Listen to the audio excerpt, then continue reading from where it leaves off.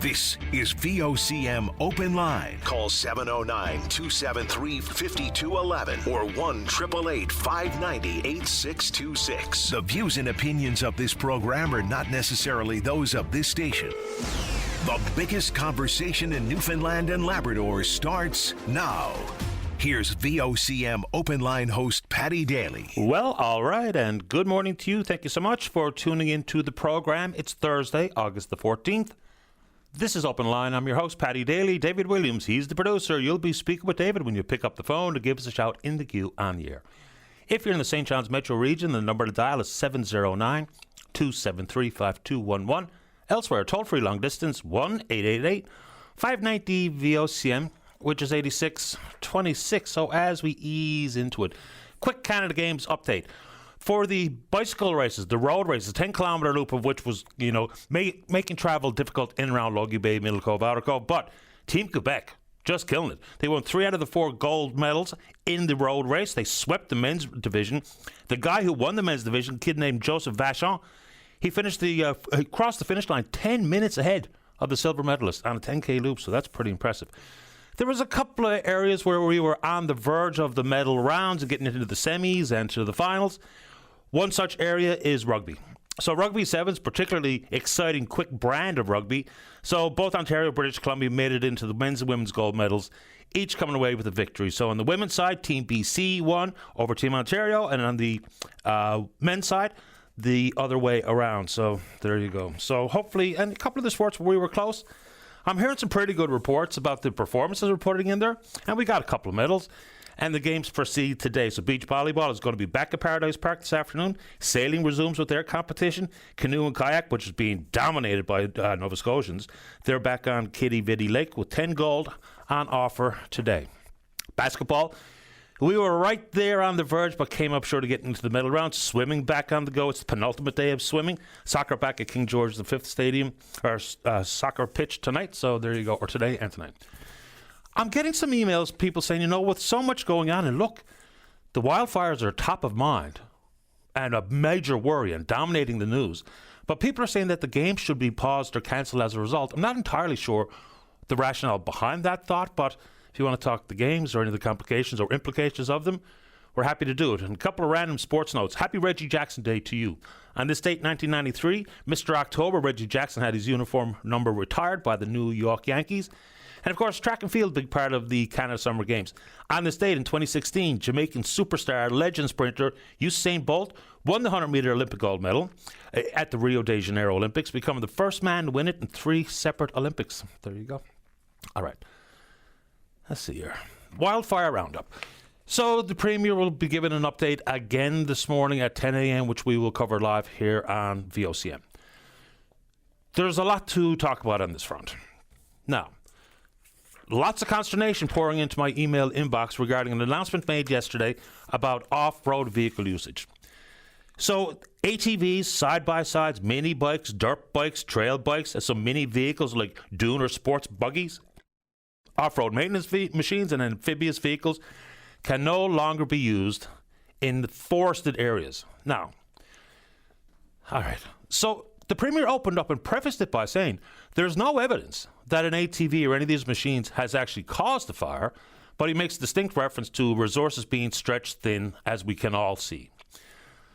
So plenty of people are disappointed with it, and if you're one of them, you're welcome to come on the show. But if there's ways to mitigate risk without going too far, like I do think, like in Nova Scotia, New Brunswick, simply being not allowed to go for a walk in the woods seems a bit much to me. If someone's not going in there to start a fire, then I don't know exactly the justification behind it. But the ATV, I think, is a different conversation. What do you think? But here's the confusion. So it has been laid bare in some part by the government, but I'm feeling tons of very specific scenario questions about can I or can I not use my ATV, my quad, my trike, or my dirt bike, or whatever. So, for instance, in cabin roads, just pick a cabin area, Ocean Pond, Deer Park, whatever the case may be. My understanding is no, you're not allowed. Then there's questions come from people who say, well, the ATV, I live in a fairly remote cabin. My only mode of transportation in and out is my quad. Am I allowed to use it? My understanding is not at this time. Now, it feels and hopefully will be a short-term issue. It's going to be reviewed on the 17th of the month to see whether or not it needs to proceed. I guess all based on the fire risk in various areas. So we're still trying to clarify some very specific scenarios for you. And people are saying, well, are there exemptions for tourists who are on a province-wide track on their quads? My understanding is no. There's no exemption. But I've gone to the newsroom, and it's not my business to tell the reporters at VOCM News what to do. They're professionals. They'll do as they see fit. I wondered whether or not we could post some of these scenario questions to the Premier and or the Minister responsible today so that we can get accurate information for you, because that's all that's really important. That's what's important to me, accurate information. So we can get into it if you're so inclined on any of those fronts today, but I'm trying. And a quick reminder, understandably, the wildfire situation dominates the news. It's top of mind for many listening to the program this morning. I'm also getting emails, and they say, Paddy, I have this or that concern, and I know it doesn't add up to the importance of wildfire conversation, so I'll leave it alone. No, you don't have to. We can talk about anything. We'll have plenty of time to talk about the wildfires and the approach we're taking and any angle you see fit. But absolutely feel free, please, to call the show with whatever's on your mind. Plenty of time to do both. All right. Couple of things. So the RNC were looking for information regarding a woman seen leaving the point of origin for the Paddy's Pond fire. They wanted to identify the woman, driving a black SUV up and down the line. So apparently the woman has been located and identified. The investigation is ongoing. But I probably got 300 or 400 emails overnight. There's no arrest been made. Look, we have no earthly idea what this woman may or may not know, or whether or not she's involved in any form or fashion with that particular fire. Apparently she was seen by the scene and maybe has some information that would be helpful to the RNC. So no, she hasn't been arrested, hasn't been charged with anything. They're simply investigating, and they wanted to speak with her, and now they've identified her. So that's a good thing. Apparently there's a suspect been identified. The allegation is that one person is responsible for starting those 4 brush fires in the city of St. John's the other night. Apparently there's been on 3 occasions fines have been handed out. To what extent? Don't know. Hasn't been clear in the release, but for first-time offenders, it was $50,000, which is extraordinary. So if you want to take it on, we can do it. It looks like there's a drop of rain in the forecast for tomorrow. Hopefully that comes to pass. And yes, for the resources that are absolutely being taxed for everyone working on these fires, everyone trying to help the evacuees, thank you very much for what you're doing. Now, insofar as offers of help or assistance that have been made to government, that's been reported in the social media circles. Apparently that's not true. But if you would like to, and whether you have equipment or some expertise that can aid in fighting these wildfires, there's a now dedicated email address that you can use to bring forward your offer to the provincial government, and it's an easy one. forestfires2025@gov.nl.ca. Let's talk about it. And again, let's talk about whatever you want to talk about today. All right. So whether you're here for a visit to the province as a tourist this year, whether you're someone living here who has plans to get out of here for whatever reason under the sun, whether it's going to complicate the change over time for the Canada Games athletes and their supporters and staff, the Air Canada potential for strike at this weekend is a big concern. There's a lot to this. Okay. So the company said they'll lock them out, and CUPE says they're poised to strike on Saturday. There's already been some flights suspended or cancelled beginning today. The standoff is huge. So apparently the way it works for flight attendants, they only get paid when the aircraft is in motion. So not getting paid for the pre-boarding or the deplaning procedures that they're responsible for. Air Canada has offered them up 50% of their wage for that time, and the representative union, CUPE, says, no, we want 100%. So getting paid for work seems and sounds pretty fundamental. But here's the complicating factor when it refers to the legislation. This is one of the victims of prorogation. We know that when government was prorogued, that every piece of legislation that had not made its way through Parliament and all the readings and the debate and the amendments and the vote and off to the Senate to be ratified and then to receive royal assent. If it didn't make it to royal assent, right back to the drawing board. There was a motion that had been tabled, a piece of legislation tabled, by the Conservatives and the NDP that pretty much said amending the Labour Standards Act to include 100% pay for work you do. It didn't make its way through Parliament, so consequently, here we are. And it should be amended. If you're working, you're on the clock should result in getting paid for exactly all the time you are actually at work doing your work. The question then would become the federal government and intervening in a potential strike here. Things have changed dramatically. I mean, you think about it. The port workers legislated back to work. Rail workers legislated back to work. Now we have the potential and requests coming from many sectors, including the government and hospitality associations right across the country. Talk about they cannot afford to see Air Canada flights disrupted because not everyone's going to get rebooked on another carrier. So what are your thoughts on the feds potentially being involved in some form here? Also, Canada Post. They met with a mediator Tuesday, and there's going to be more meetings between the union and Canada Post, the corporation, on Friday and on Monday. They are a long, long way apart. The union voted down in dramatic fashion the most recent offer from Canada Post, and people say, well, let's just blow it up. You know, times have changed. We don't need Canada Post anymore. We can use all the courier services. The only problem there is all the courier services do not service what they call the last mile. So you want to talk about that? Let's go. Also, so thankfully, the public hearings have begun regarding travel agency nurses. All right, so the contracts will be provided by the end of this week, and the expectation of a full forensic audit will be completed by the end of September. So says the CEO of NL Health Services, Pat Parfrey. So, a few things. So there was 15 recommendations in the Auditor General's report. 12 of them have been implemented, and that leaves 3 outstanding. One of those 3 outstanding is for the forensic audit. Just look at some of the numbers here. According to the Auditor General, as she says, strong indications of potential billing fraud by Agency A for electric vehicle rentals. Here's the numbers. The company submitted invoices and was paid $546,000 plus worth of EV rentals. However, 60% of that amount went to rentals to nurses who did not appear to have the vehicle or where usage by a nurse could not be verified. So I'm not going to get into all the different areas necessarily in the AG's report, but there was mention in the public hearings that if there needs to be investigations by law enforcement, that will happen.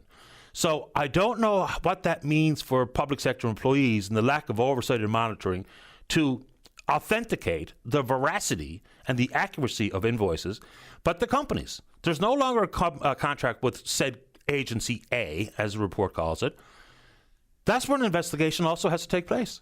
I mean, if they were fraudulently billing the province, and we know we're talking about over $240 million over the span of just a few years. So there's a lot here that to be fully understood. So at every turn where there's the potential for fraud, whether it be by the companies, whether it be by members working for the public sector, then let's hope that happens, because it's time to clamp down on this kind of stuff, which just happens far, far too often. All right, and here's an example where listeners are a huge benefit to me and the show. Made mention of a news story that I read from Up Along about the use of artificial intelligence for doctors to help transcribe consultations and produce doctors' notes, as opposed to them doing the paperwork themselves, some 2-3 hours a day. What's the result? They get to see more patients. Now, we can talk about cybersecurity and how that data is stored, and that's important stuff. But when I made mention of it, thankfully, people who were listening sent me emails saying, oh, my doctor's office clinic is actually doing exactly that. That's a good thing. I didn't know because I haven't been to the doctor in a while, but that's good to know. So when you hear me talk about something, you can provide some context or additional information or confirmation. Please do exactly that. I find it extremely beneficial. So apparently it is happening here. Good news. I spoke with Juan Street, the president of the FFAW, yesterday on a variety of issues. One was the proposed the National Marine Conservation Area, going to cover, if it becomes a thing, some 6,538 kilometers of ocean to be protected. Okay. So there are some people pushing back against it, whether it be the aquaculture industry, and at this point the FFAW, based on some of the confusing or lack of information or clarification in it. A couple of things of interest. So this proposal of a National Marine Conservation Area would fall under Parks Canada, which is different than marine protected areas. And they have different parameters as well. Marine protected areas fall under federal legislation, the Canada's Oceans Act. There's 3 already in the province, the Laurentian Channel, Gilbert Bay, and Eastport. So they're still just in the feasibility stage here. So what I don't quite understand is the confusion that still seems to be reigning supreme here. For starters, the feasibility would have to conclude with real carefully defined black and white what you can and cannot do in a national marine conservation area. So they say a lot of things will be grandfathered in, but the concern there would be, of course, the aquaculture industry would not be able to expand into that area. For the wild fisheries, lobster, halibut, redfish, scallop, when they say no bottom contact, that absolutely feels like that means the scallop fishery would no longer be able to be executed or prosecuted in those areas if that ever becomes a thing. So when we talk about confusion, is there not an opportunity for everything to be carefully spelled out? Here's one of the quotes coming from a gentleman with Parks Canada. In June of this year, we had included 4 full protection zones, which would be closed within the NMCA to all activities. And those zones would be less than 5% of the entire NMCA. So if you're on one side of that conversation or another, on the West Coast, let's go ahead and talk about it. Another implication of the bans for commercial operations in the woods is having a distinct impact on Corner Brook Pulp and Paper, owned, of course, by Kruger. So they say they just don't have enough fiber to proceed with operations. So they are ceasing or temporarily suspending operations due to the limited fiber availability. We know there's 9 fires. 5 are out of control. This is not the first time they paused operations, as we know.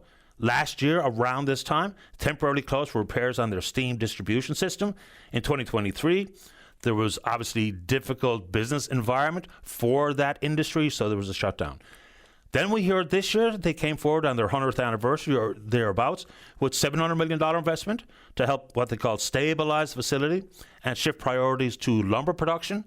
We do know that they're still paying back the $110 million loan that they signed with the government in 2014. They figured that with the new financing plan, they're going to have an actual 3-year strategy for repayment of that loan as opposed to simply servicing the interest on the loan. How are we doing on the telephone there, Dave? All right. And once again, just friendly reminder, yes, we absolutely can and will be talking about the wildfires, but that needn't be the only conversation we have here today. Don't tell yourself that your issue is too small or pales in comparison to the wildfires. Still, during the course of 3 hours, we have plenty of time for you. We're on Twitter. We're VOCM Open Line. Follow us there. Email address is openline@vocm.com. When we come back, let's have a great segment to kick us off. Nick's in the queue to talk about lawn care and wildfires, and Eleanor wants to talk about the Beta Spare Highway that remains closed. Don't go away. Welcome back to the show. Let's go to line number 1. Nick, you're on the air. Hey, Fatty. Hey there. How you doing today? I'm doing okay. How about you? Oh, not too bad. Good. Listen, I'm just calling in today with kind of a curious quandary or question for some of your listeners and maybe yourself as well. I was just out doing a bit of lawn care on the front lawn. I don't got a very big lawn. Just a couple weeds popped up, so I ran the mower. And as I was cluing up, neighbor from down the street comes over and starts yelling at me, telling me I need to smarten up, telling me that there's a fire ban on, and if that blade hit a rock and it sparked, then it's a whole other shot. So my full intention was to water my lawn today, which is what I'm currently doing. I just wanted to give it a little touch up before that. So I was just curious. I hadn't heard anything about not using a lawnmower, but what are your thoughts on that? I haven't been told I can't use my lawnmower either. And someone asked me, about using gas-powered. It doesn't matter how it's powered. The potential for a spark because of a blade hitting a rock doesn't matter if it's battery, electric, or gas. So I'll get that out of the way. I mean, I haven't been told I'm not allowed. Now, the use of water is a different conversation. Do you live in the city, Nick, by chance? Yeah, I'm just in the West End over by Byron Park. So there's a water conservation order in place here in the city. So they're talking about very specific times of day based on street numbers, even numbers Tuesdays and I want to get this right. Tuesdays and Saturdays, odd numbers Thursdays, Sundays. You can only water between 6 and 8 a.m. and 8 and 10 p.m. And there's different rules in different parts of the province. Bay Roberts has different rules. Conception Bay South, Torbay, Mount Pearl. So yeah, that's the basics for St. John's. So there's times when you're supposed to be allowed and other times where you're not allowed. And the potential risk associated with the lawnmower, I haven't been told I'm not allowed to do it. Now, my grass doesn't seem to be growing at all, given the weather conditions. Well, Yeah. Neither has mine. It was just a couple weeds on the lawn, right? Yeah. And, haven't been told I can't do it. I'm not a malicious person by nature. So, literally thought I was just trying to do the right thing for the wife. But yeah, just curious. That's all, man. Yeah, and I think I don't recall. It just ignites an interesting conversation again. Again, don't want to take over the show with wildfire talk, but I guess it is a point for concern for a lot of people. But I mean, a spark from a rock. That's something you see in a movie, I think. So we kind of got to get a bit more realistic, and maybe not lose faith in a responsible neighbor either. No, I'm with you. I completely understand where you're coming from. I don't know how mighty that risk might be, when compared to other things like flicking around lit cigarette butts or the possibility for glass to magnify on these smoldering brown patches of grass for that start. I understand some of these things, and some of them are very real. But the lawnmower, I haven't been told that I'm not allowed to use mine, or you haven't been told you're not allowed to use yours. So I get it. There's that tricky, elusive balancing act of doing reasonable things to reduce risk versus things that may indeed, as you say, be from the silver screen, not necessarily an actual risk that we need to be hyper worried about. I know exactly where you're coming from. But I'm glad you brought up the water. Again, like you said, it's all personal responsibility at the end of the day. And, I like to think I'm on the side of the good guys at the end of the day. Yeah, it sounds like it to me. Cool, man. Appreciate the time, thanks Nick. again. No problem, buddy. No sweat. All the Have a best. good one. You too. Bye-bye. Yeah, I mean, that's where things like managing these situations or these crises becomes, I use the word elusive because it's striking a balancing act. Look, number one, you're not going to be able to please everybody. It's not a thing. It never will be a thing.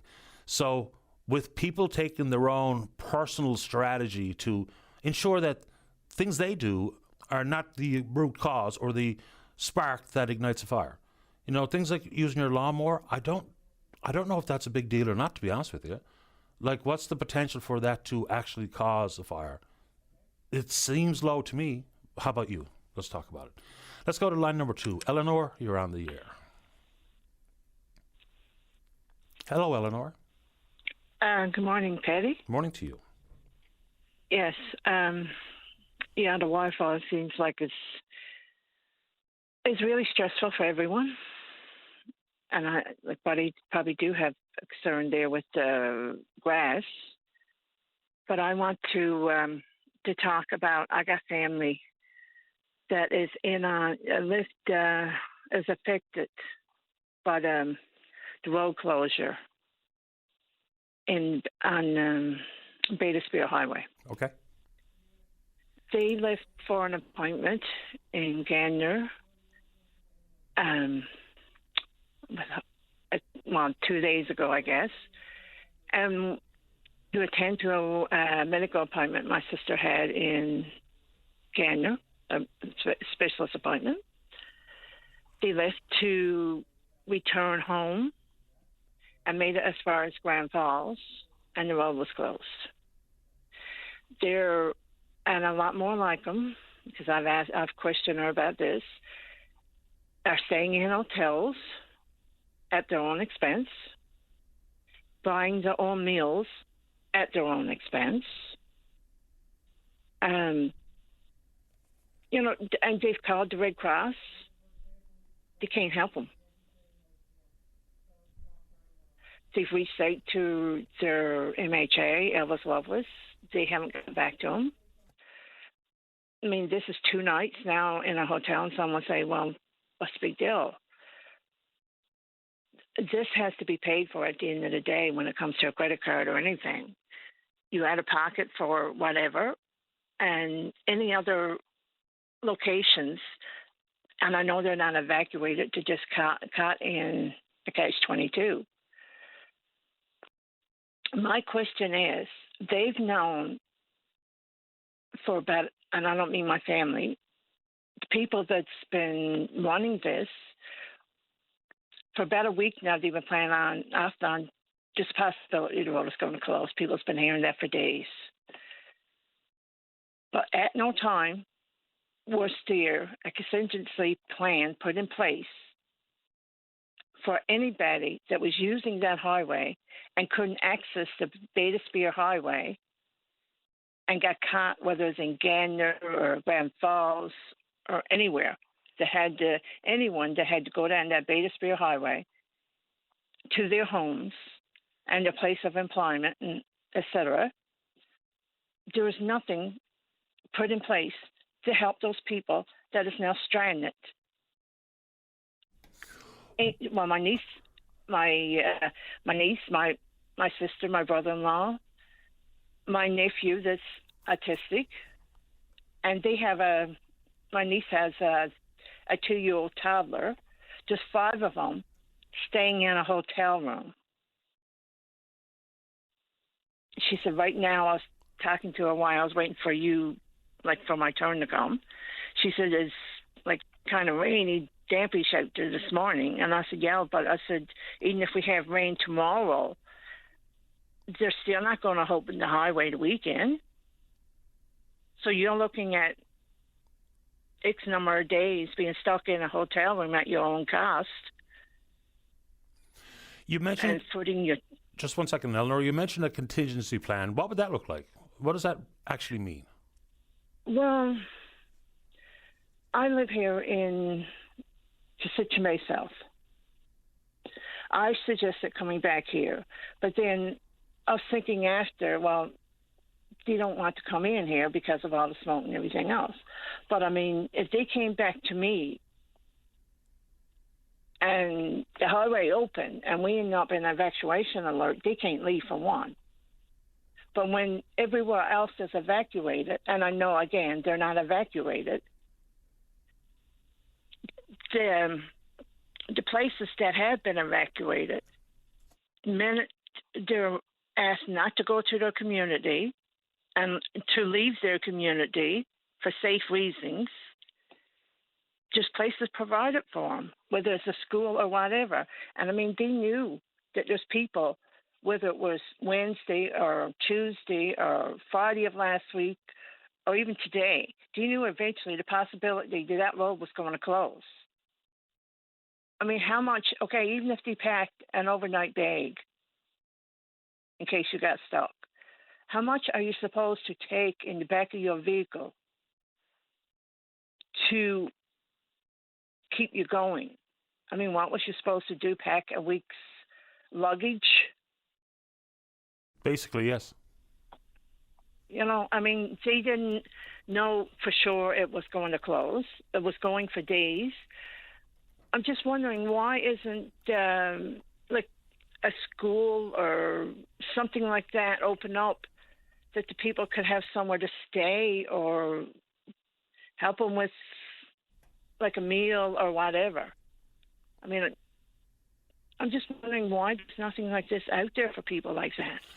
I guess as it pertains to the Canadian Red Cross, I can't speak for them, but I will opine that with so many people that are already displaced, with the height of the tourism season, with the presence of the Canada Summer Games, there's very few places to put anybody. So if they say, because you are not an evacuee, that you can't get any help, it feels like a hair split, but I guess it's just based on actual supply of accommodations, rentals, Airbnbs, or whatever the case may be. There are a couple of shelters that have been set up. I think I heard Mayor Darren Bent on the morning show here on VOCM this morning talk about the so-called emergency shelter they have set up, and very few people have had to use it so far. So I'm not sure what to tell you, Eleanor. They're stuck in a bad situation. Even if someone says, well, you know, that's where I live. I got to get back in. I can't afford to be in the hotel, what have you. Yeah. The unfortunate reality is, for these roads that have been closed, it would require someone, say, for instance, in law enforcement, to accompany them back down the highway, which is not really something that we have resources kicking around to do at this moment in time. So I feel bad for them, but I don't know what the answer might be. Same here. Like, I mean, I'm not mad. I'm not blaming no one. I understand the situation, but I'm just wondering why at some point did someone say, well, okay, they know the road was going to close. Why don't we have something like on standby in case they could set up for people that is stuck because of this? It's a fair question. I wouldn't know what the answer might be or who should be responsible for it, but I understand their worry and your concerns. I am. I mean, like, I got it. Understood. They're out there right now. Like, I mean, There's 5 of them. One of us is a 2-year-old. And my nephew is autistic. In a hotel room, she said there is other people besides them in hotel rooms out there. And, I understand. I mean, like I said, I understand the situation. And I understand that, all this going on, and so do them. But at the end of the day, I mean, why can't someone step up and say, well, boy, okay, if you got to pay your hotel room, or we can set up a few cots somewhere, or we could, here's a place that you could come and get a cup of tea or something other, or anything. Understood. And I appreciate your concern and your time, and I feel bad for them, but I don't know who would be the person responsible for setting up the things that you mentioned. I don't know. They're right now they're in Grand Falls, and I understand. My heart breaks.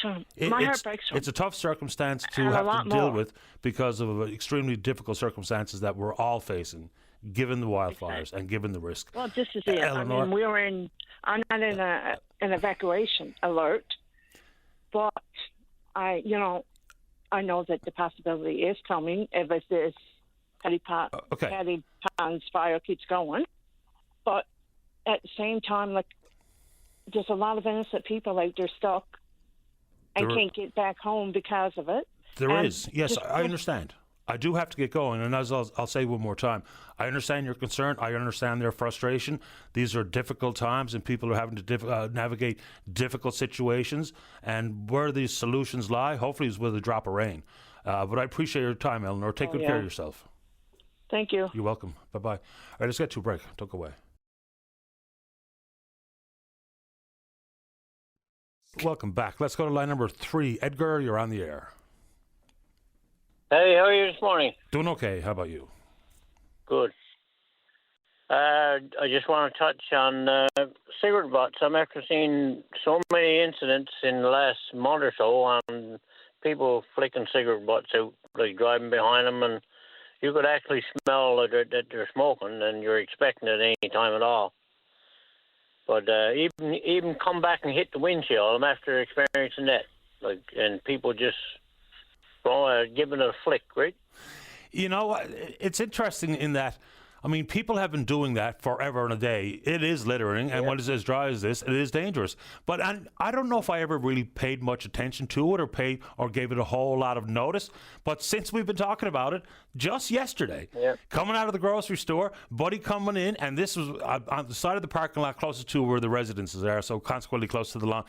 He gets out of the car, and flick goes the smoke. And if that had to be this time last year, I might not have even noticed. But I was like, what are you doing? What are you doing? Oh, I noticed it. Yeah. I noticed it all the time.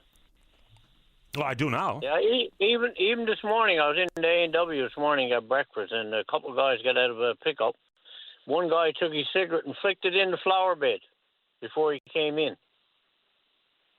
In that flower bed, there's a dry bark and everything they put there to keep the flowers. Yeah. Are they sinking or what? No. Short answer is no. They're not thinking. Yeah. Even we hear that the golf courses around the area, they're telling their members and they're paying patrons not allowed to smoke on the course. Why? Because you might start a fire. It's as simple as that. It's not really. Sorry, go ahead. Yeah. And Patty, I just want to touch on water bombers.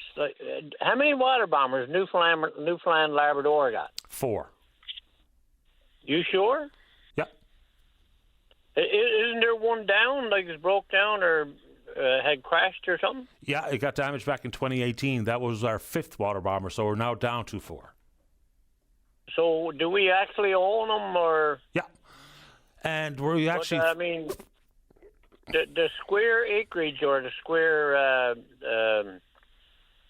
the perimeter of Newfoundland is a pretty big place, and there's a lot of trees. Newfoundland's all trees and water, right? Pretty much. So didn't anybody in the federal government or in the government look at buying a few water bombers because they knew this was going to happen? Everybody's talking about change in the world. And I know the federal government, the PM and the federal government give all the money away here the last few years, getting people in here to go to work and everything else. You think they would have crossed their mind to buy some water bombers for very endangered places, right? Fire services are provincial responsibility, and there is lots of talk out there now about what role the federal government might play on this kind of stuff, and justifiably and understandably so. Now, that fifth water bomber, the government has let a contract to de Havilland, Canada, to repair it. $17 million worth of repairs that thing needs. Even if you wanted to buy a new water bomber today, you're going to have to wait until 2032, 2033. I've been trying to find if there are other water bomber manufacturers that elsewhere in the world and what their wait times look like. I'm having a hard time coming up with that. But I've been saying since 2018, if we ever thought we needed 5 and the 5th got damaged, we should either replace it or repair it right away, because it was inevitable that these things were going to happen. And just think about the size of the province. Newfoundland and Labrador is something like 405,000 square kilometres. The boreal forest of Canada is about 370 million hectares. So we've got an awful lot of area to protect and to manage, which I guess realistically speaking is not 100% even possible. But, you know, plenty of questions to be asked about fire suppression services. Even yesterday on the show, I was talking about these Raptor helicopters and what they might mean into the future. Cheaper than a water bomber and effective. What it might be for these heavy lift drones that they're testing out in British Columbia today that have, you know, a 400 kilogram lift capacity. So everything doesn't have to be a water bomber, but we should fill up the fire suppression infrastructure as best possible. Yeah, well, I know a couple of friends of mine got drones, and they put a fish hook on the end of the drone and go out. The drone locates the codfish close to shore, drops the hook, the fish gets on it, and he drags it in the shore. They don't even go out in boat. That's how the technology has gone now. I mean, the technology has gone like way up there now. It is. And, you know, just a friendly reminder for recreational drone or drone hobbyists, just resist using your drone to get video or pictures of the wildfires, because you're not allowed to do it. It's restricted airspace for water bombers and other registered aircraft. Edgar, appreciate the time, the concern. Just one more reminder. One more little thing before you can close off. Then I like for people to try. I mentioned to a guy yesterday about a power saw. Yep. Power saw don't cause fires, he said. I said, I'll tell you what, let me give you something to try. Later on in the night, tighten up your chain a little bit that where you're supposed to be tight, and start up your chainsaw and go out by the door because of fumes, and open up your chainsaw in the dark, and you look at the sparks coming out of that chain. Oh, chainsaws run hot. Oh, yeah, absolutely. Oh, but the sparks, just the chain going around, the gears and everything else, the sparks actually coming out of it that you can't see because you're using it in the daytime. You're not using it in nighttime. Well, I can say that you're 100% right. As someone who ran a chainsaw for a job for a couple of summers, the reason why our chaps were black at the end of the summer was because of exactly that. Exactly, yeah. For sure. Edgar, appreciate the time. Thank you. Okay, Paddy. Take Thank care. you. All right. Bye-bye. All right, let's get a break in. When we come back, Metro Water Conservation, then you. Welcome back to the program. Let's go to line 5. Jeff, you're on the air. Good morning, Patty. Good morning. Before I get into my subject regarding water conservation in the metro area, I just wanted to send out gratitude, respect, and thanks to all the firefighters, volunteer, full-time, and their families, and Red Cross volunteers, and business owners who feeding people for free, and the list goes on and on and on. I mean, the way people have stepped up and mitigated this terrible situation, I just can't express my deep gratitude. I'm with you. I wanted to call in this morning. Well, it was Nick that really piqued my interest to call in. Nick was talking about his mowing his lawn, and his neighbor got a bit irate with him for using the whippersnapper and sparks and stuff. I think at this time everybody's on high alert, and so probably a neighbor's overreaction is, we got to have a little soft spot for it, I think, and just take it in stride. But one thing he did say was about he was about to water his lawn, and then you spoke up about the Metro water conservation policy, which he seemed to be unaware of. And no disrespect, Nick, but it hasn't been, I would say, widely promoted. So I thought we could get into it a little bit. Sure. I mean, just for starters, there's been a year-round water conservation order in the city of St. John since 2022.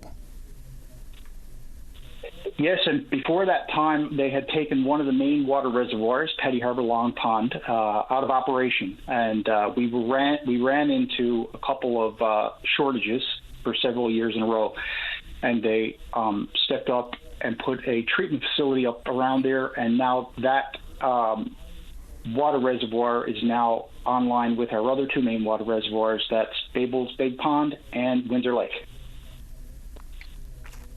So, like you said, we have a generic water conservation policy year-round from year to year with no change for the last several years. And really, there's been no, I would say, big promotion of it and no enforcement of it up to now. Because the restrictions really aren't that tight anyway. You can still water your lawn and water your garden and water your flowers. The only thing, and wash your car. All they say, and it's again kind of generic stuff here, is as long as the hose has a nozzle at the end that can stop the water when you're not using the water, it can go ahead. You know, they recommend that you have lawn watering at the times and the days that I mentioned. If you have a brand newly installed lawn, you can water it every single day for 60 days straight. So it's not exactly over restrictive. It's just sort of a reminder that water levels during these hot months, especially hot months like the most recent stretch here, it's just a conservation order. It's not a ban.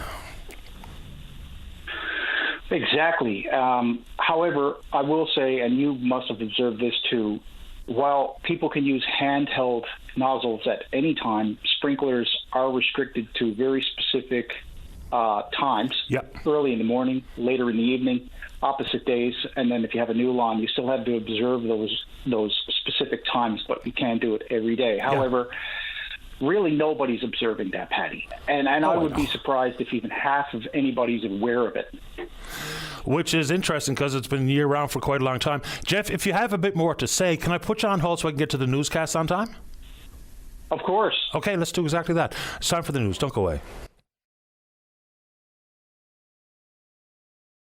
Welcome back to the show. So, as per a variety of emails and phone calls today, absolutely the technical connection of that live stream from the government's news conference was dismal. So, as much as many of you missed a lot of the pertinent points being made, so did I. So, for those in the newsroom who were covering it live, we'll see if they can stitch it together and fill in some of those blanks where the stream simply cut off and the audio was gone. So, I missed a lot of it as well. So, hopefully we'll get those blanks, as I mentioned, filled in by the reps from the newsroom. Let's keep going. Let's go to line number 1 and say good morning to the Mayor of Torbay. That's Craig Scott. Mayor Scott, you're on the air. Hey, Paddy. Good morning. How are you? Best kind. How about you? Not too bad. I mean, I'm doing better than some. It's a hard old situation that many people are finding themselves in. So, you know, it's we got to just keep. I guess keep vigilant, make sure that we're following the direction from the government, and everybody needs to watch what they're doing. We don't want no more of these fires around our area, that's for sure. Some of the directions are pretty fundamental bits of common sense, though, too. Thankfully, it's raining out in Mackenzans. Thankfully, it's raining in Bay Roberts. Someone else sent me a video from another part of the province, so it's good news that we're seeing a little bit of rain because we could all use a drop. Absolutely. I mean, the more rain that we get, the better. And I guess I wanted to talk a little bit about our water ban that we've implemented in Torbay. And our water supply in our pond is pretty low. We want to make sure that people are following that and they realize that it's in place, because we do not want to get in a situation where our water source gets too low and we lose water to the town, or if we happen to, you know, God forbid, we have to fight a fire in our town, that our fire department starts to draw down on the pond, and that would be, I think, catastrophic for us. So we've been talking with the fire department about plans to draw down on some additional ponds in the area so that we don't put any additional strain on our water supply. It's been a really dry summer, as everybody knows, and it's a horrible situation that we find ourselves in. Yeah, we didn't get very much snow, so consequently the spring runoff was minimal. I hear reports, for instance, from my salmon angling buddies, they talk about the fact that some of the rivers, there were circumstances in the past where the water was running too heavy and high, and so consequently not good for fishing. Now they say you can't get your ankles wet. Absolutely, and a good example of that is in Torbay. As you go up north side, we have these two waterfalls on the left-hand side of the road that people come by and take pictures of all the time, and there's not even a drop of water running down there now. So that's just a sign of the circumstance we find ourselves in. And I'm going to break it down to some of the other communities that have water conservation orders and or bans in place. Just for the listening public, they might be living in one of these communities and possibly not aware. Also, is there other water-related good news down in Torbay you'd like to talk about this morning, Mayor? Well, I guess there is, and since I guess the PFAS issue that's come to light, we have secured some money from the federal government, $26.8 million, to help towards developing a new water supply.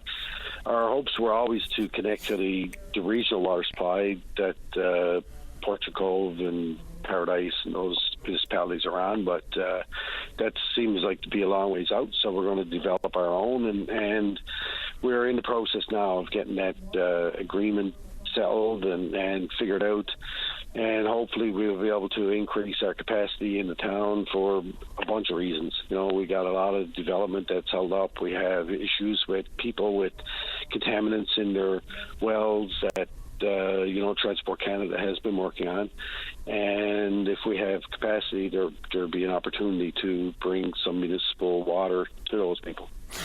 Excellent news. And the Mayor mentioned PFAS. So what we're talking about there are some of the wells that have been contaminated based on some firefighting exercises at the airport. That foam that was not cleaned up properly made it into people's wells and, of course, has contaminated them. You simply cannot drink it. And those are forever chemicals as well. Just wanted to fill in that blank for the listener. Anything else while we got you this morning, Mayor Scott?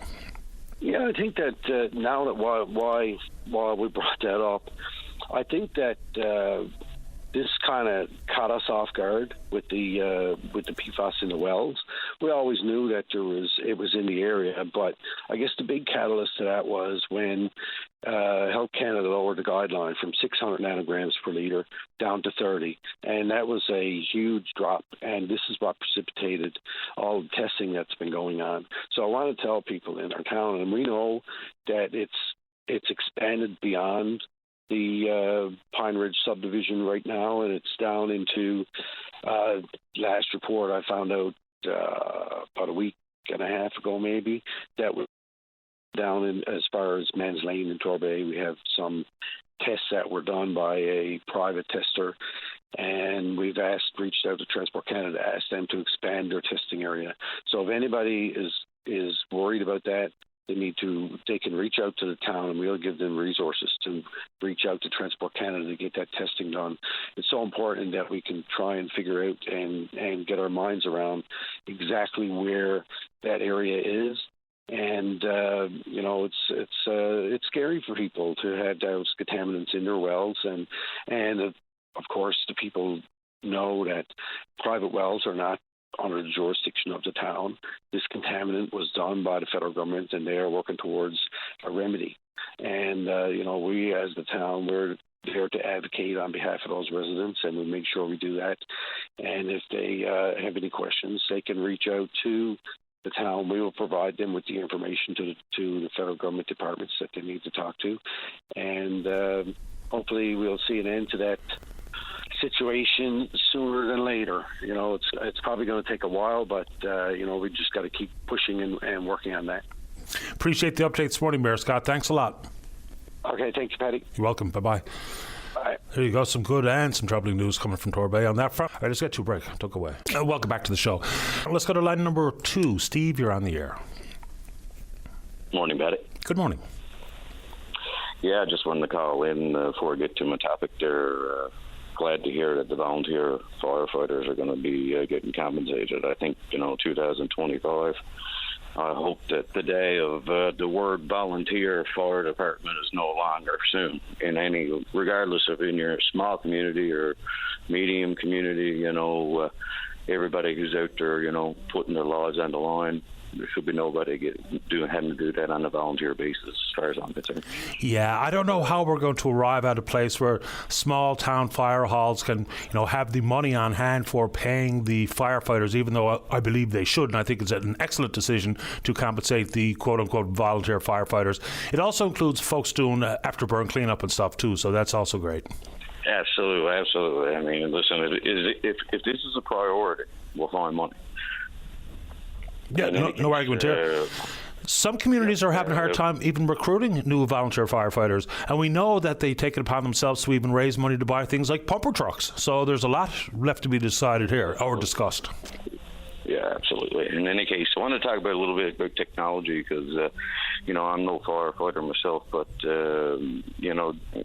looking at technology and investment, from an investment perspective, water bombers are old technology. Shorter, they can be useful, but largely ineffective, quite costly. And as you can say, you were mentioned there earlier, but the time to acquire these things can take a decade or more. I know, right now there are a few companies out there developing drone technology and using AI. And, you talked about AI on your show the other day about application. And, whether you're looking at companies like Planet Labs or Ortec or NASA firms, which a lot of people in Newfoundland become familiar with over the last week or so, these are all satellite, constellations that are powered by AI. And, they're tracking these fires. This is software and AI and algorithms that is doing this thing. And I think, the next iteration or the next phase of technology, and I think this is where my point is, instead of taking, billions of dollars for water bombers, let's look at, firefighting drone technology, whether it's the fixed wing drones or the rotor drones. I know there's a few companies out there now that are, really doing well in the area. And they use these gel and foam-based suppressions, fire retardant gels like Barricade 2, fire ice that clings to the vegetation for days, unlike the water, which just evaporates quickly, especially in hot weather. So, this is, whether it's doing prescribed burns and stuff like that, or they're actually, spraying.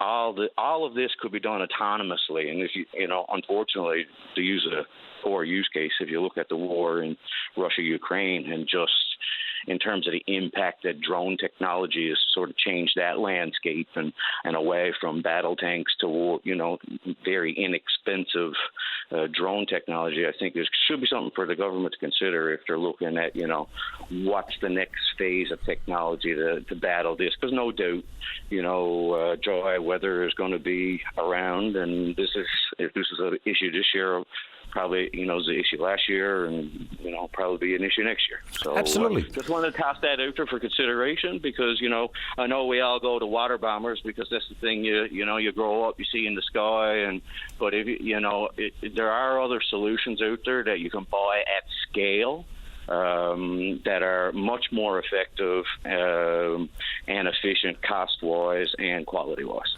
No doubt about it. That's specifically why I've been talking about things like the Fire Raptor helicopter, the heavy lift drones that are being tested in BC this very minute, the Thunder Wasps. Apparently they can lift some 400 kilograms. So 3 of these drones can replace pretty much a medium-sized water bomber. So, and of course the expense, and of course the computer control, artificial intelligence or otherwise. So we needn't be bogged down with de Havilland's backlog because there's other suppression tools that we can add to our toolbox.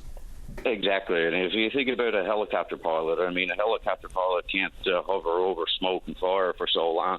Drone technology can be embedded within. It knows where the hot spot is. It knows how far it can get to, and it can operate in smoke. It doesn't have lungs. It doesn't, we got to take the human element out of this and look at this from a technology perspective. But, in any case, something to chew on. Yeah, and just one more point on the Fire Raptor helicopter. It can actually operate at night. which is, vast difference in other technologies that we've been using. But you're right. The more human beings that we can get out of harm's way, whether it be smoke and or fire and or just the risk that comes with being in the air over a fire, regardless if it's a water bomb or helicopter or otherwise, adding those to their infrastructure of fire suppression is absolutely got to be part of the conversation. No doubt. Yep. Love it. Good man, Steve. Right, appreciate your time. Have a great day. You too, Cheers. pal. Bye-bye. All right, bye. I think he's 100% right, which is absolutely why we've said things like, again, not going to be in the mood or don't have the brain space to criticize what we have and who we have currently fighting the fires, because they're doing everything they humanly possibly can. It's just the conversation when at some point, hopefully sooner than later, that this dangerous part of the wildfire season is behind us, is how does that conversation sound into the future? Because that's all I think Steve was trying to do, and that's all I've been trying to do as well. Is, we can talk about Manitoba and an $80 million down payment on 3 water bombers that they're not going to get until the 2032 or 2033 fire season. We can talk about priority lists at de Havilland, all those types of things. But there are other things out there, and I think Steve makes a good point. For most of us, including me, if you think about firefighter, how they fight wildfires, most of us go to, of course, there's ground crew and the creation of fire breaks and all those things. But by and large, we picture in our mind's eye a water bomber scooping water out of the pond or the lake or the ocean and then dumping it on a fire. And there's other ways to complement that type of fire suppression. Let's take a break. When we get back, plenty of time for you. The topic entirely up to you. Don't go away.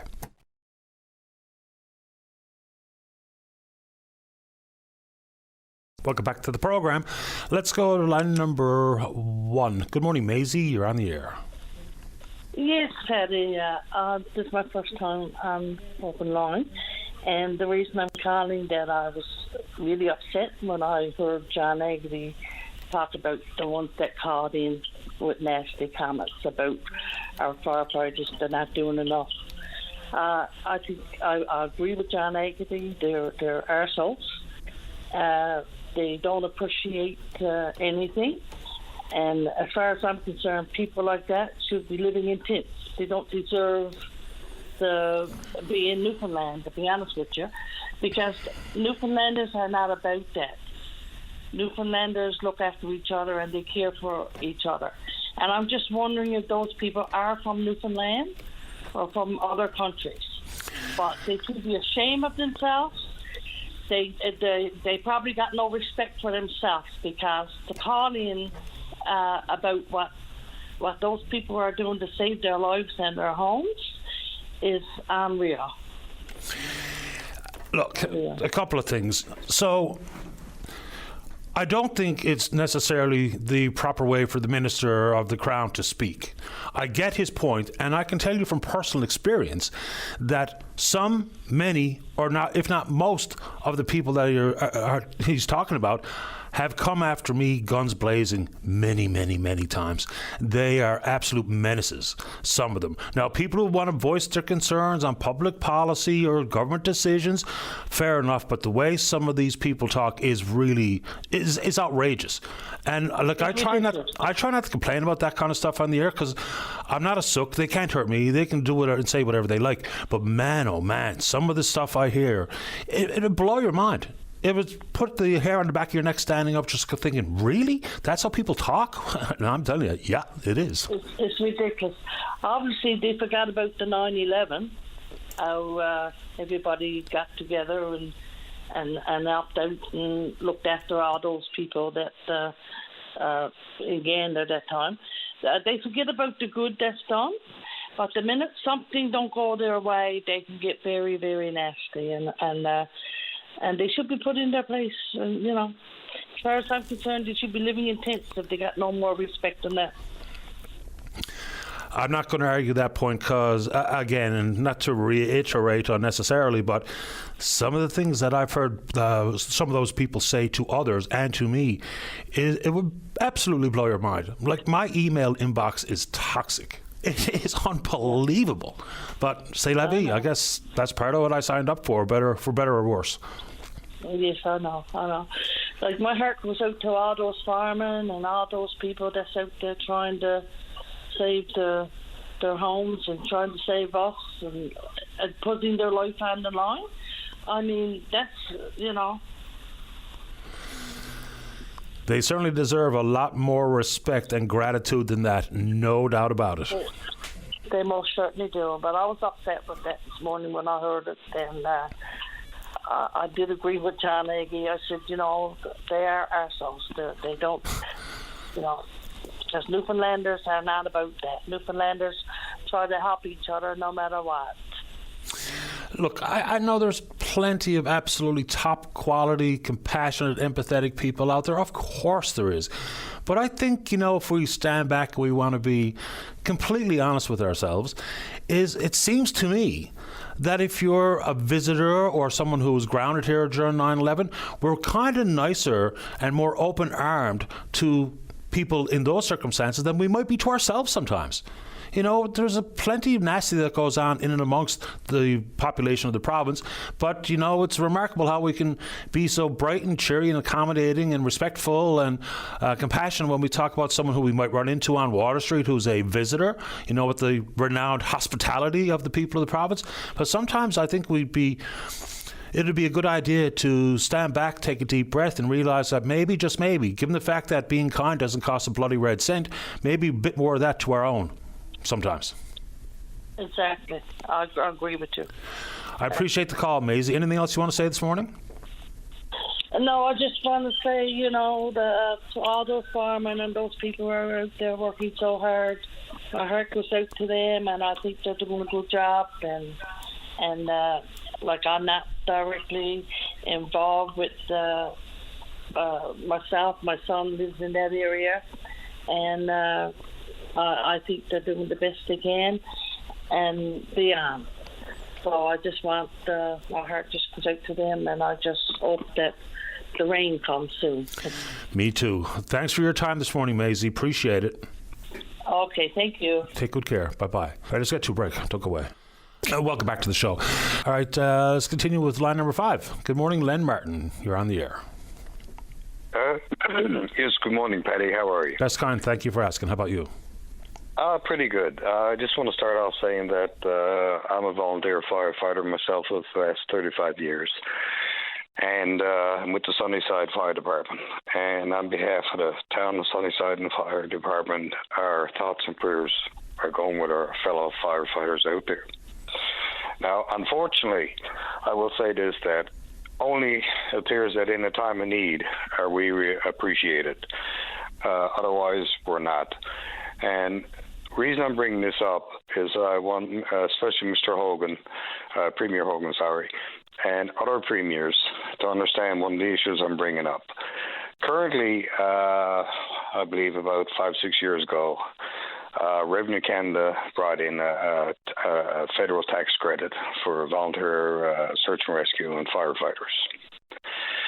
Subsequent to that, Revenue Canada has put a condition on it that a certain number of hours had to be training and meetings and all that, which is totally out of whack, because most of the volunteer firefighters are what they call on-call hours. And Revenue Canada came back and said, no, we don't accept the on-call hours being the majority of the hours, which is totally hilarious when you look at the fact that most volunteer firefighters are on call 24/7 when they're home. A lot of members are going away working, they got jobs and that, obviously they're not available. They're not available for regular meetings and blah, blah, blah.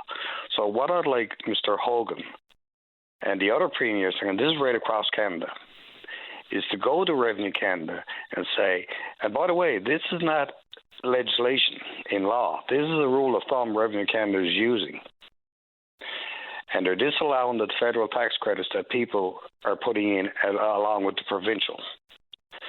So I challenged them, not challenged them, I'll show you, that's the wrong word. I asked them if they are sincere, and I believe they are, in their appreciation of the volunteer firefighters and search and rescue, that right across Canada, they go to Revenue Canada and say, eliminate this stupid rule. The only rule that should apply is if you're a member in good standing with your department, then you qualify for that tax credit. Because it doesn't make sense especially if you're a paid firefighter, then you're on call certain hours. You can justify the on-call hours. Unpaid volunteer, you're on call the whole time you're home. You're attending your community, and in the case of our department, we also have the jaws of life, so we also respond to vehicle and medical emergencies. So, and you have members that are, I will debate right now that on the front lines of these departments that are fighting these fires, you have members that have had Revenue Canada disallow their federal tax credit and provincial tax credit based on that stupid rule. And it's an interpretation. It's not a rule, like I said. It's not in legislation. You can't find it in the Income Tax Act. It's a guideline they're using. So I'm asking Premier Hogan and the rest of the premiers, because they did it a few years ago, similar for the fishermen, when they were selling their assets and were being hit with these capital gains. And they all went together and said, nope, we're going to allow the fishermen an exemption. Well, I'm asking the premiers of Newfoundland and right across Canada, because this applies to all volunteer firefighters, to get this off the books, and not only that, make it retroactive so that these volunteer firefighters can go back and get the tax credits that they're entitled to. No argument here. Just briefly, you mentioned capital gains. There was a court ruling just yesterday where I think it's the Canadian Taxpayers Federation took CRA to court, because when we saw the capital gains inclusion rate change proposal from the federal government, it has never been legislated into law. But CRA was still trying to apply it. So the Taxpayers Federation took them to court and won. Absolutely, and in the case of this River Canada, where they're assessing and disallowing these credits, I'm a CPA by profession. So I can't find it in the Act. There's no legislation saying that you have to have so many hours in meetings and blah, blah, blah. So I'm saying, look, how about Mr. Hogan and the rest of the premiers put their money where their mouth is and go to the federal government and say, get this off the books, and allow these people to go back and reclaim these credits. Now, there's a part two to this. In 2024, the federal government increased the federal tax exemption from $3,000 to $6,000. I myself have phoned Revenue Canada, and they indicated that the provincial legislation followed the same. It didn't, because they came back to me and disallowed my increase from 3 to 6 on the provincial, saying it's still 3. So I'm asking Premier Hogan, which he can do, to ensure that that legislation is passed so that the volunteer firefighters can go back and get that additional $3,000 exemption. Now, you know, there are simple requests, but at least they'll show that these people care and they really mean what they say when they appreciate the services of volunteer firefighters. And not only that, all volunteers. Because there's no point, in my view, to come and say you're appreciated when you're needed. And otherwise, just shut up and sit back there when you're not. People have to understand that besides the volunteer firefighters that are on the front lines, and they are doing the bulk of work, and God bless them, that other fire departments are now on high alerts due to the fact of the dangers in your area. There are people who are cancelling their holidays. There are people who are not going away because they want to make sure they're home with their own departments. They have the staff on hand for the situations that may occur. So, sorry. No, that's fine. I didn't mean to interrupt. You know, right off the bat, we appreciate, or at least I appreciate, your commitment and dedication for 35 years as a volunteer firefighter. And when we talk about even just so many fire departments around the country who are so-called volunteer, I mean, it's becoming a little bit more difficult to staff up the ranks. So if there was incentives like these tax credits, which should absolutely be part and parcel with being a volunteer firefighter, I couldn't agree with you more, Joe, or pardon me, Len. Anything else you'd like to say, sir, before I have to get to the news?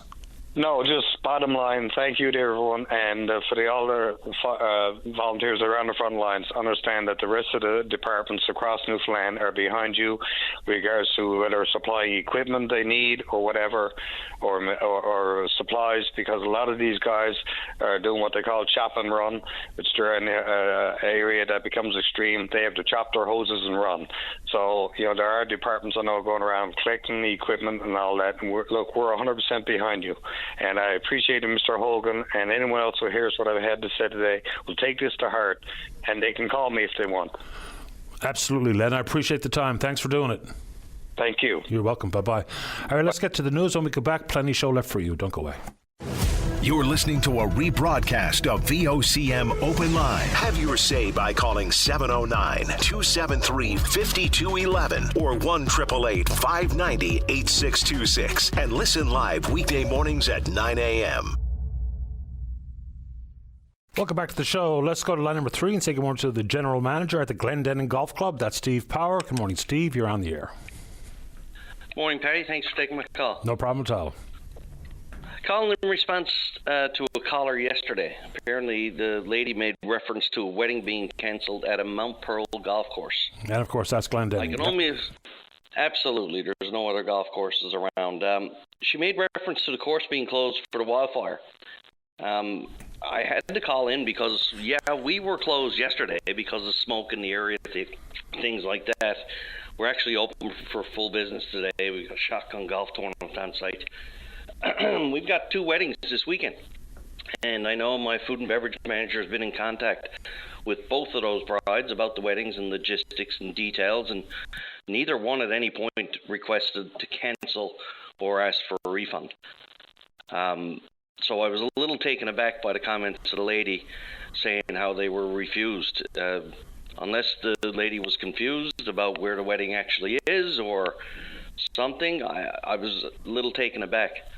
And it's pretty important, too. I know at the end of the call, Patty, you made so true of a statement. Like, word of mouth is really, really big in Newfoundland and Labrador. And after hearing those comments, we just couldn't let that slide. Like, we at no point refused refunds or had discussions about cancellations. Communication's been good with the brides. The only way we are closed is if an evacuation order is given.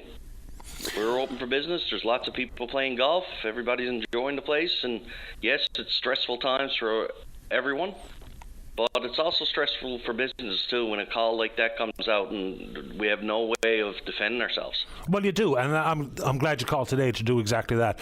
I mean, the reference she made was that she was told that the wedding was being cancelled by Glendenning as opposed to them requesting a cancellation or a postponement or whatever based on wildfires or smoke or anything else under the sun. So I'm glad you're setting the record straight. So just to be clear, there are no cancellations and or refunds that have been requested and refused. Absolutely, 100%. Okay. Good to hear. Good to know. And I know a few of, like, she kept referencing supporting the community. My goodness, we support our community very well here. The amount of donations that are given to various groups looking for fundraisers, things like that, free space given it. I'd put our track record above anybody. And I know most businesses do their best to help the community out at all times as well. So I just had to address those comments. They were very unfair. Perhaps the lady was confused. I don't know, but I just wanted to set the record straight on that. I'm glad you did. So when it comes to, and look, I can attest to Glendenning and their generosity insofar as, free golf rounds for fundraisers and those types of things, because I've been involved in those fundraisers, so I can absolutely attest to it. When it comes to things like refunds or booking space and who knows what happens. I mean, the bride or the groom or the mother or the bride can fall sick. I mean, there's so many things, wildfires, whatever it is. How does the conversation sound when you or your food and beverage manager are sitting down with a prospective client, and the booking is made and the discussion regarding refunds and the policy in place? Just walk us through how you conduct those initial consultations and appointments.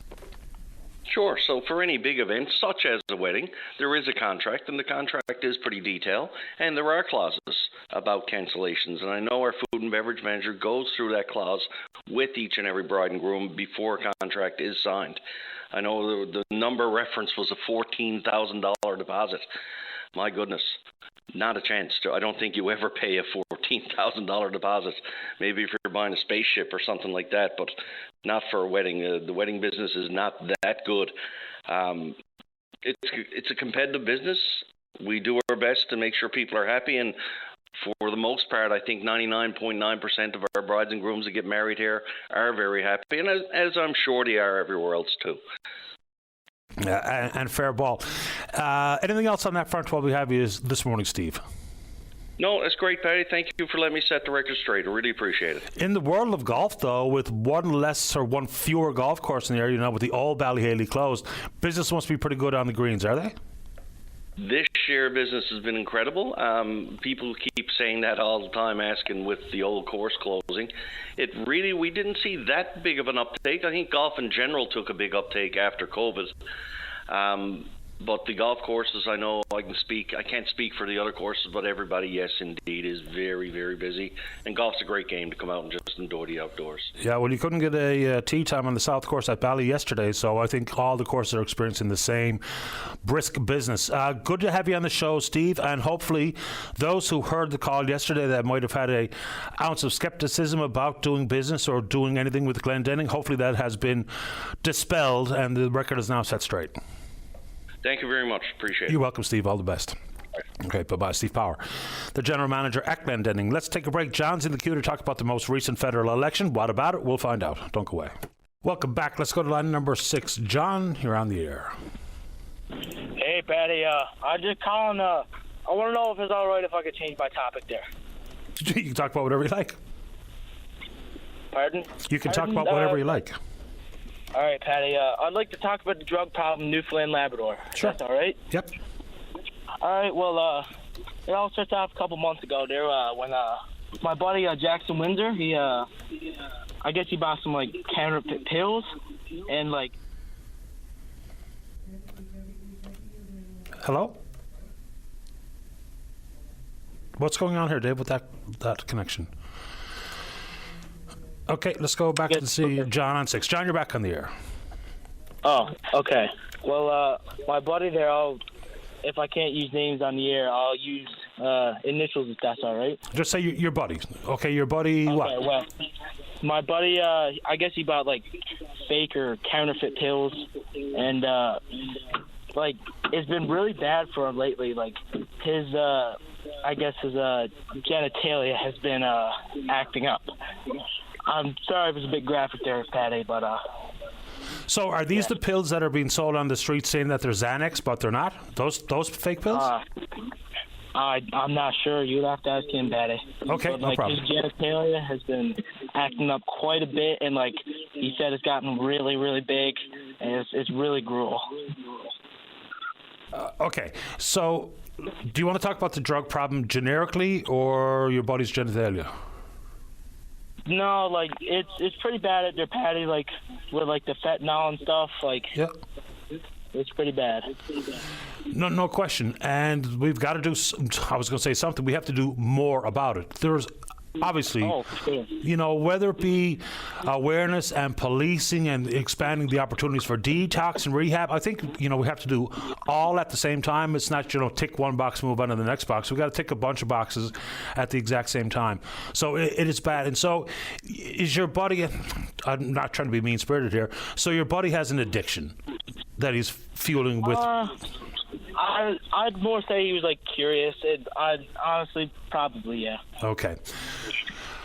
Yeah, so I mean, it happens to so many different people, men and women, different socioeconomic realities. So it's a big problem right across the country, I would suggest.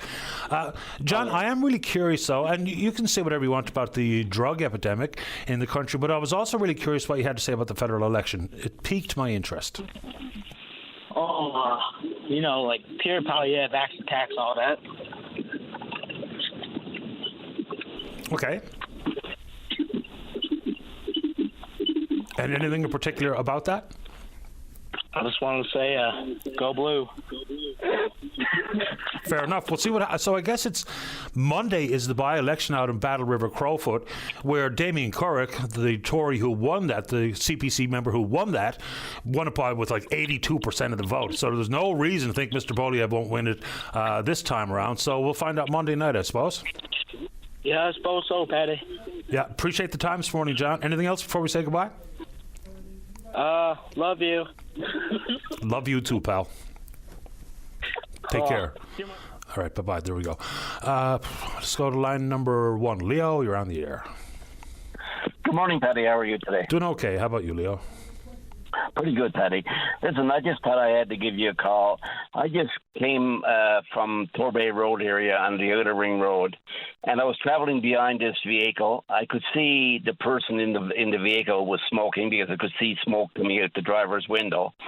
And I had a suspicion that he was going to throw his cigarette butt out. Sure enough, we get on the Outer Ring Road there at Torbay, at the ramp from Torbay Road. We're coming west, and between Torbay Road and Portugal Cove Road, lo and behold, out comes the cigarette butt. Now, Petty, we all know in this province what kind of state we're in right now. Everything is so dry. But and here's it was a gentleman driving. I got a good description of the vehicle. I got his plate number as well. It was a small, fairly new, probably 2025 Toyota CHR. It's a kind of red in color, and like I say, I do have his plate number, and I'm going to be reporting it to the police. Hopefully they will follow up on it because we all know the dangers, and but yet some people just don't seem to get it. No, they either don't get it, don't care, or a combination of the two. That cigarette butt, he was in the right lane, so not that far from the edge of the road. It's only a matter now that cigarette butt blows out into the grass by the edge of the road, and we could have another fire on our hands. Absolutely. There's a distinct risk. And again, people have always known better. And like I mentioned to a caller earlier, I've been seeing people throw cigarette butts out car windows and on the ground forever and a day because so many people do it. But I don't think I really noticed it all that much or didn't pay much attention to it. But now, like everyone else, we're just kind of a bit hyper-focused on things that can indeed be risky. So now I notice it all the time. Well, I mean, it's not the right thing to do, period. If you're going to smoke in your vehicle, I don't think any of the newer vehicles have ashtrays these days, but if you're going to smoke in your vehicle, then have something in your vehicle to put your cigarette butt into, a bottle with some water in it or something as simple as that, right? But it's not the right thing to do. It's littering anyway. But with the fire hazard the way it is now, everything's so dry, tender dry, like you say, the grass is like straw. It doesn't take much to start a fire. So, it's not the right thing to do at any time, no matter what. But if you got a rainstorm on and you throw your cigarette butt out, there's, the chances are not much is going to happen. But on a day like today, you could very well start a fire. And people, come on, let's get with it. We all got to do our part. And throwing a cigarette butt out your window is not doing your part. No, it's not doing your part. You could be part of the problem, more like it. Well, exactly. You are part of the problem, no question about it. Let's hope that cigarette butt doesn't start a fire. But if we get a fire down there by the Outer Ring Road, between Torbay Road and Portugal Cove Road, we got a likely good idea what the source may be. And I got his plate number. I don't know what's going to happen as a result of making that report, but fair enough if you're going to file it. And I kind of feel like I'm a bit worn out reminding people not to throw their cigarette butts around, but unfortunately that's where we are. It doesn't seem to matter what anybody says because people keep doing it. I know, Paddy. It's just unreal. It just makes no sense. Everyone is stressed about the fire conditions. I live here not far from Paradise. So I'm not that far from the fire out there in Paddy's Pond. And matter of fact, I'm that close I can't open my windows, at night in the evening time because of the smell of smoke, or on certain occasions depending on the wind. But I'm sure everyone is stressed. Look at the damage that's done out in Conception Bay North. We're looking at, according to the Premier, 100 or more structures gone. And, we don't, the resources are tapped out now. We don't have the resources to fight another fire. So everyone's got to do their part, and throwing your cigarette butt out the window, I'll say it again, it's being negligent. It's being irresponsible, and, so if you're a smoker and you're driving and you're smoking, please have something in your vehicle to put your cigarette butt in. Don't throw your cigarette butt out the window. Pragmatic advice. I appreciate the time. Thanks for doing it, Leo. Okay, Paddy. Thank you. Take care and have a great day. You too. Bye-bye. All the best. Bye. Yeah, anyway, let's go to the news. When we come back, still plenty of time for you.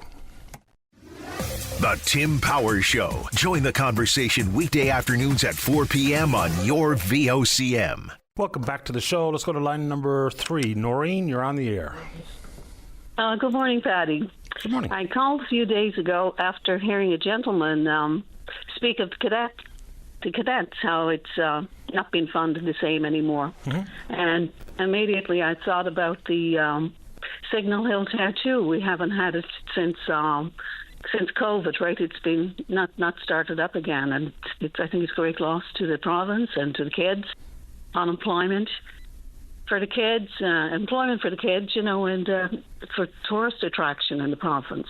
It was super popular. Yes, exactly. Yeah. And I had my son, my oldest son. He worked with the Signal Hill tattoo for a few years, and it was a great opportunity for him and all the other kids, the cadets and everything. They went, they could just go on into. Yes, he had their interviews and everything, and he went on into the tattoo. So, yeah. And Tom, just imagine being in those tattoo uniforms yesterday. Whew, it would be roasted. Yes. Yeah, it would be very warm. Now, you'll know more about it than I do. So I know it's been disbanded for the stage performances since 2019, but are they still available for special events or special performances, or are they simply gone by the wayside in full? Well, I'm not 100% sure, but I inquired last summer, and that's what I had been told, that it hasn't started up since the tattoo or since the COVID. So I'm not 100% sure. Yeah. Who would have been in charge of the tattoo? Would that have fallen under the purview of the Royal Newfoundland Regiment, or do you happen to know? Yes, it was the regiment. Yeah. Well, yeah. I know people involved with the Royal Newfoundland Regiment. I'm just going to drop a note and ask about status of the tattoo, and is there any thoughts of bringing it back, or do they still do events or what have you? Because now you got me curious. Yes, and I think it should come back. It was a great opportunity for the kids, as I said. Also, it was discipline, and it was a place for them to be in the summertime to work, and it was a great experience for them. So now that you've mentioned it, I mean, just about every time we had friends visiting, we take them to see the tattoo. And it also reminds me of that foolish fence that they put up that time alongside the Interpretation Centre up on Signal Hill. Yes, yeah, for sure. Anyway, I will chase this a little bit, see what I can find out. That's good. Thank you. You're welcome, Noreen. Thanks for calling. Okay, bye-bye. Right, bye-bye. Fair question. What did happen to the tattoo?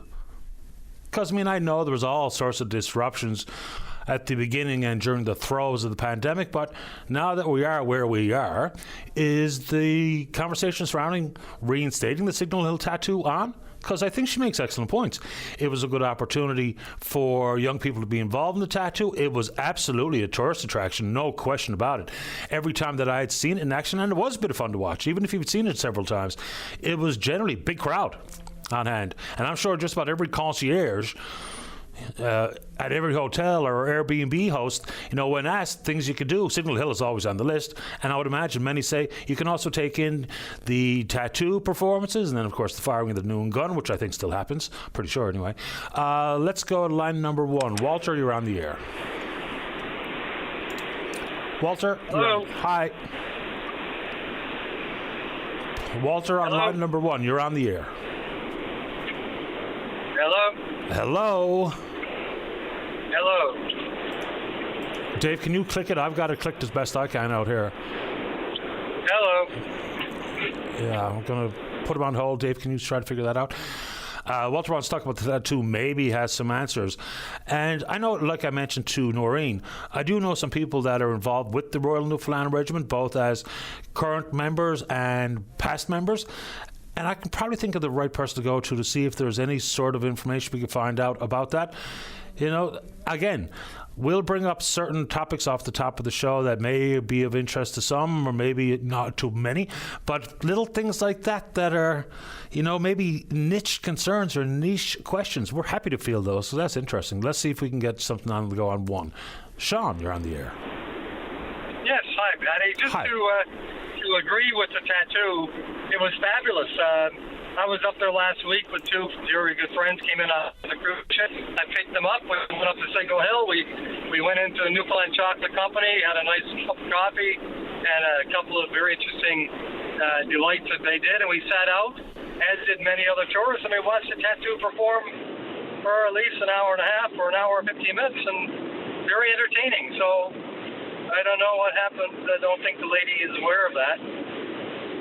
So wait now, the tattoo is performing? Absolutely, it was fabulous. When did they get back in action, I wonder? Because I do know that a few years ago when we were up on Signal Hill doing the tourist thing with our friends, they weren't performing at that time, so I just wonder when they came back. Because that's good news, though. I don't know, but it was great performance, as always, and I was tickled to be able to bring my friends up and then give them a history lesson that, we have the English there now, the French are there, the English are there after that, showing them a few of the old houses going back to the 1700s or 1800s, and they really enjoyed their time up there. They were thrilled to get up to the very top of Cabot Tower too, and that little tiny, I guess the very top of it. We can go out on a balcony and look out over the whole city. It's the best view in the whole city. So, it was wonderful. Which is exactly why that fence was such a bad idea. It was really bad. So Yeah. I totally agree. Yeah. But now that I'm out with you, fair enough, Sean. I appreciate the updated information. Thanks a lot. No, I got one more thing to say to you. All right. I had occasion to visit the emergency room at the Health Science earlier in the week at about 2 in the morning, and the smoke was unbelievable inside. It was really bad outside. It's just the whole smoke. But I was surprised that the entire building and staff were complaining for like the whole day. They were really having troubles apparently. But if you're in there for a visit for lung issues, or you're not in there for lung issues, you have other issues, you will have coughing going on by the time you leave, because it was so thick in the building, everywhere in the building. Didn't matter where you went. There was smoke down the cafeteria in the main arteries of the hospital. So I'm going to suggest that maybe you want to give a call to the hierarchy at Health Science and see what went wrong with their ventilation system. And there is a thing called an Arius, very, very high end, but excellent system. Yeah, the connection is pretty much gone. Yeah, Sean, unfortunately the connection is terrible. You're cutting in and out, but I think I got the gist of all the concerns. What I will say is that we learned a bunch of stuff about air quality during the pandemic, and the government, whether it be in hospitals or schools or any other public buildings, really do need to think a little bit harder about air ventilation, because it's not just about COVID, it's just about air quality. We know that air quality can compromise people's health, or poor air quality can compromise people's health, so just doing a better job on ventilation, period, is a really good idea into the future. And even in the private sector, proper ventilation goes a long way to your staff not calling in with a respiratory illness of the day and missing work. So there's a lot of the conversation can happen around that topic. Anything else while we have you, Sean? I hope you can hear me now. So the triage nurse, she was coughing. The people in the waiting room were all coughing, and they were there with other issues. And it was awful to watch. And I tried other parts of the hospital, like I said, the cafeteria and other places, and you couldn't get away from it. And staff in the cafeteria was saying, I don't know how long we're going to exist here today because it's just so thick. It was amazing. So there is an area system that the province put in all the schools, in all the classrooms across the province several years ago. You were right, with COVID, happened to the emergency room to take that smoke out of the air. It was awful, totally awful. Absolutely. I spent about 3.5 hours outside yesterday afternoon roasting, but having a good time, and my eyes were stinging and blood red when I got out of there, and it wasn't because of weed or anything else, it was because of the smoke. Yeah, but imagine inside the hospital with staff and patients suffering from other issues. It was really terrible. So I hope you can get someone on to explain it. And are they doing anything about it? I will give it a shot, and I appreciate the time, Sean. Thank you. No sweat. Have a good. You too, man. Bye bye. All right. Before we get to the break, we're going to take Doug on 3. Doug, you're on the air. How you doing, Patty? Fine, thank you. How about you? Not too bad. I was just wondering if you could tell me if the highway is open by Paddy's Pond to go out over the highway. You can go out the Outer Ring Road. I think the diversion is from the Cloverleaf at Galway to the Foxtrap Access Road. That's the only closure I'm familiar with, right, Dave? Yeah. So put it this way, Doug. I'm going to put you on hold. I'll confirm it in the newsroom because things are changing very quickly. And before the break is over, I'll come back and me or Dave will give you the info. How's that? I appreciate it. No problem. Doug's on hold. We'll take a break. Don't go away. Welcome back to the show. Let's go to line number 2. Chris, you're on the air.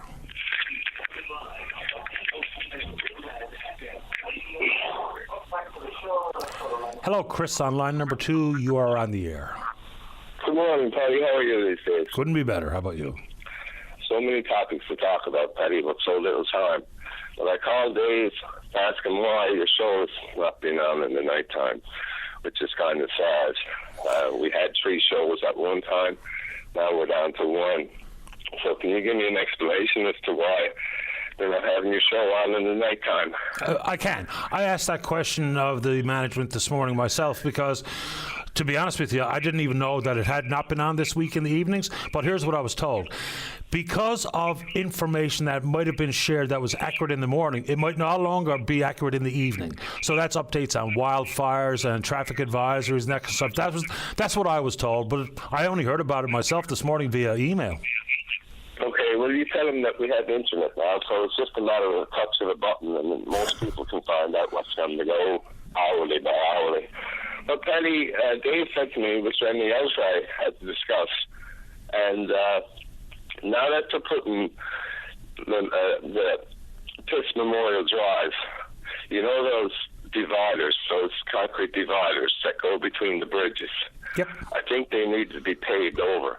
Some of them are paved over, but a lot of them are not. And when your vehicle hits them, buddy, it shakes the front end. I'm after getting a couple of front wheel alignments in the last few years, and I think that's probably the reason.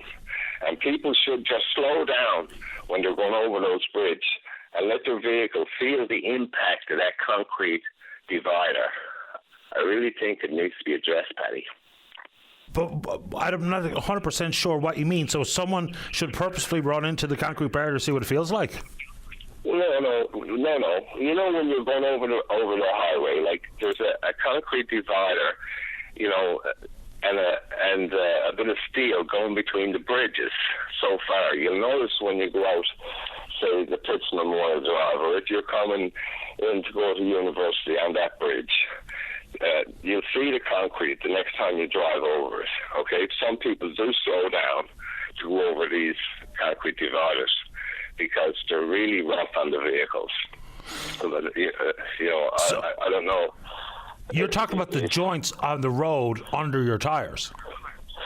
Well, you know those things that go. I don't know what you could call them, only dividers, right? There's so many of them goes across every bridge to support the bridge. Yeah, they're called expansion joints, yeah, and they can rattle the vehicle. Like when I used to drive a pickup truck, you actually had to hold on tight because by the time the back tires went over, there was a bit of a wiggle in the truck.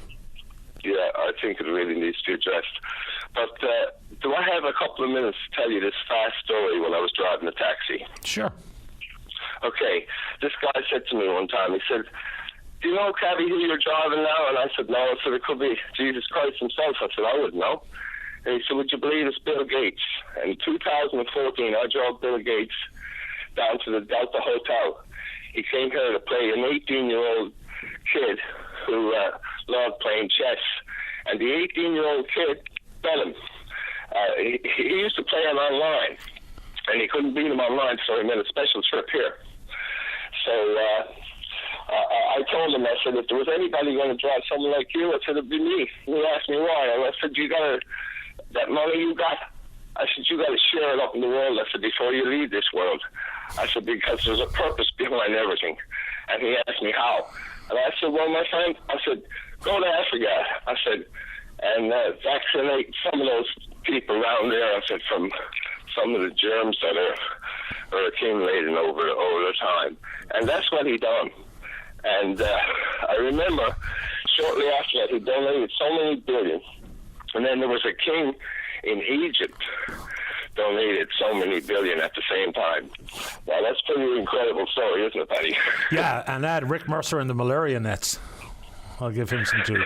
So, Chris, very quickly, I actually saw Bill Gates up close and personal. Didn't meet him. He was a guest at a hotel that I was working at the time. So For starters, it's kind of surprising that Bill Gates didn't have a car service versus just went out front of the airport, hopped in a hack. Yeah, it is surprising, right? But like, he just wanted to show up like as an ordinary guy. And he had one guy with him. That was all. Wow. And Bill was a real gentleman, Penny. It was just like talking to you or I, my friend.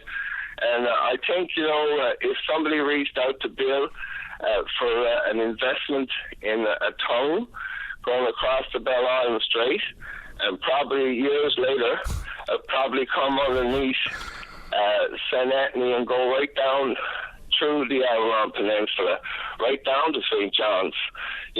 That's my belief. It can be done, but I really think we need people like Bill. And I hope he's listening, because, I did tell him that I was going to call the open line about this one time, and I told him that I was had been running for politics, and he did say, get a hold of me if I ever got elected, and I said, well, that's probably never going to happen.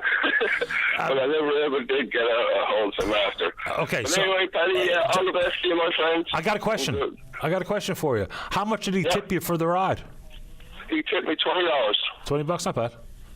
Yeah, not bad. All right. Appreciate the call, Chris. Thanks a lot. All the best, You too, Ben. Bye-bye. Bill Gates in the back of the cab. All right.